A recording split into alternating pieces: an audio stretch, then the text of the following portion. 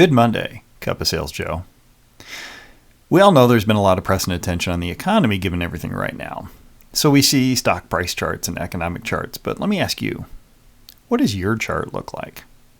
When we look at business data such as sales and revenue for the past year, the Dow Jones, the S&P, or whatever index you want to follow, or any kind of business analysis, it's always charted on a curve because it's always going up or down. It's a dynamic situation, so we want to see the trends. We may also do this for our clients, colleagues, customers, for our company. We show them where the business is, where it has been, and we make some judgment on where we think it will go, how we can positively influence that in a positive way.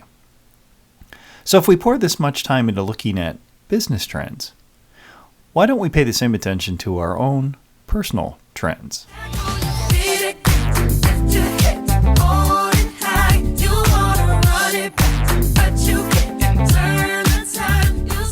It's an easy thing to chart, say, our age, because it just continues to go up linearly. We are never standing still biologically. Now, I know for me and many other people out there, we do everything we can to flatten this curve. There may not be such a thing as reverse aging, but we can work to delay or mitigate the effects of this upward curve. But what I'm really talking about today is not physical. I'm talking about the curve that we are on with our work, which includes our mental growth. And as key ingredients, perhaps our emotional maturity and other factors that we have complete control over.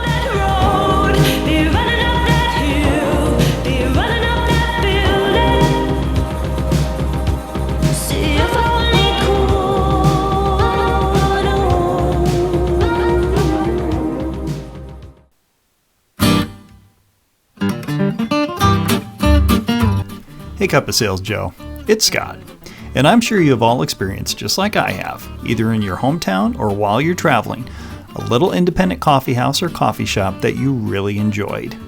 The atmosphere, the vibe, and hopefully, especially, the coffee. Well, I have one of those that I frequent. It's called Mad Goat Coffee, and Sam, the owner, has been kind enough to allow me to offer my audience a special deal as they're about to open their third location as they continue to grow. So go to madgoatcoffee.com and use discount code CSJ to get 10% off anything. You can order mugs, apparel, other merchandise, and coffee. In fact, it's my favorite coffee. I'm enjoying right now their new Costa Rican light roast, which he just started roasting recently. I happened to get the very first bag. No matter your tastes, you can find something you'll love and be supporting a small business.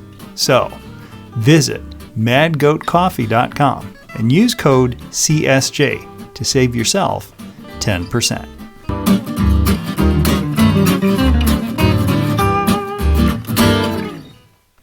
For the sake of discussion, let's call this our success curve. When I say that, what things already pop into your mind? What conditions do you put on your success curve? This would be your own expectations. Are your expectations, for example, that your own personal success curve will always continue to go up? Maybe we could call that a growth mindset. And how rapidly does that curve go up? Do you feel that you have to pay your dues for a certain amount of time before you consider yourself truly being successful or being able to be successful? Or can this happen very quickly? In other words, your success curve points up to the right very steeply. What would that mean to you? How would your thinking be different based on your expectation of defining that curve? If rather than a slow growing curve, you saw your success curve taking off at a rate that even you didn't expect, how about seeing your curve both in the near future and in the long term? What would that look like? And much like many pundits will give their opinion on the stock price, what is your analysis and prediction of your own future success?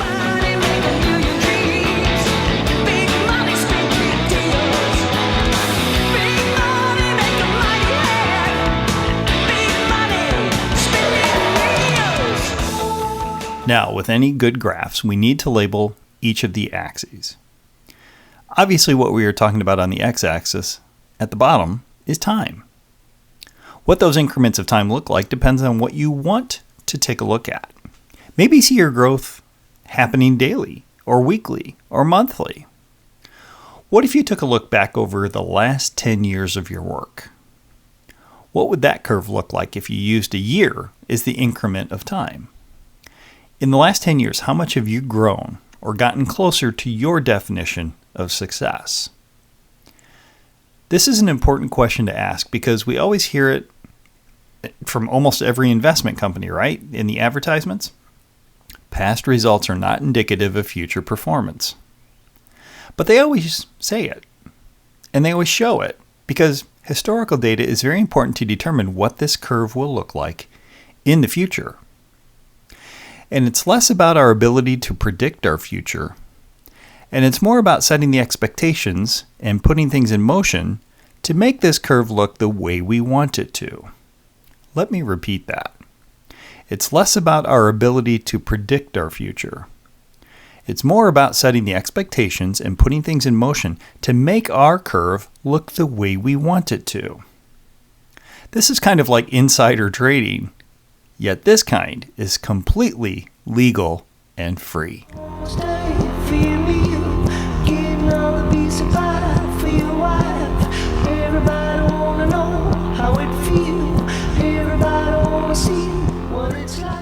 Right now, I know that for your future, you have a curve that you can visualize that contains within it your expectations, your hopes, your dreams, and a mix of other things.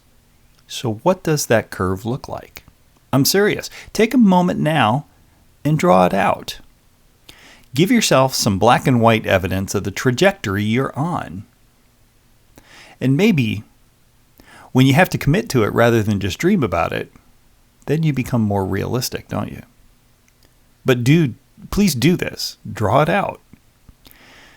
Now draw that curve out a year or 2 or 5 years or even 10 years into the future. How do you feel about this now? When I did this exercise, it was easy to show the different slopes of my curve the last 12 years, and I did it in 4-year increments. But when I looked at the last year, for example, my curve was flatter. Was yours? So then I started thinking about how I could change that for the next year and the years beyond that. The truth was, my slope, my curve, wasn't growing as quickly as it used to. I don't really want to continue on my current trajectory. What about you?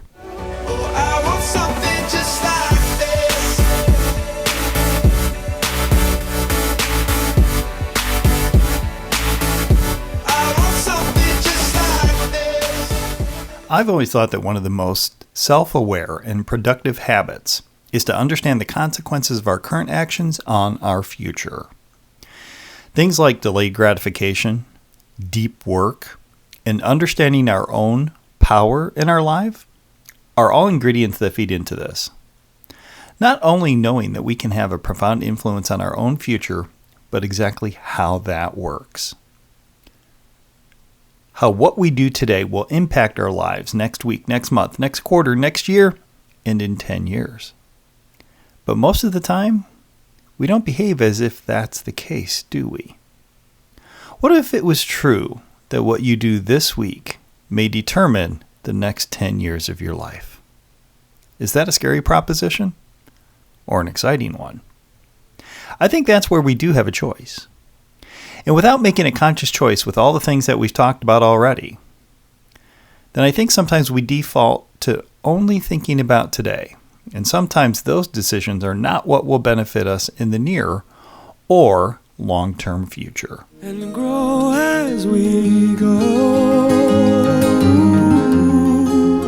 Grow as we go. My hope is that in thinking through this with you, you not only see the power that you wield, but also the fact that just like interest, your power compounds over time. For example, when you were thinking back 10 years, did you optimize all the good things and success that you saw that you had? Did you build on those benchmarks? Or did your curve stay flat after climbing for a while? To me, no matter what the metric, growth and learning determines the angle that your curve goes up and down. I guess you could say that a horizontal line on your curve at any point would represent a fixed mindset, and a vertical line represents the ultimate in applying a growth mindset. You know that things can change very quickly, sometimes in just a moment. And most of the time we all exist somewhere between the two, don't we? So that's why all of our curves are probably angling up to the right, but at different degrees and at different rates. What can you do this week to influence your curve to grow faster than it ever has before? And as always, have a great week.